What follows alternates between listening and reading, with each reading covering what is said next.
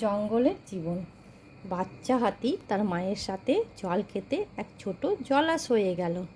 জঙ্গলের ভেতর বড় জলাশয়ও ছিল, কিন্তু মা বাচ্চাকে ছোট জলাশয়ে নিয়ে গেল অন্য বন্য প্রাণীর থেকে সুরক্ষিত রাখার ও বাচ্চার সাথে খেলার জন্য। কিন্তু সেই জলাশয়ে এক দুষ্টু কুমির ছিল। সেই ক্ষুধার্ত কুমির শিকারের অপেক্ষায় বসেছিল। সে নিজেকে জলের মধ্যে এমনভাবে লুকিয়ে রেখেছিল, জলে কোনো প্রাণীই নেই।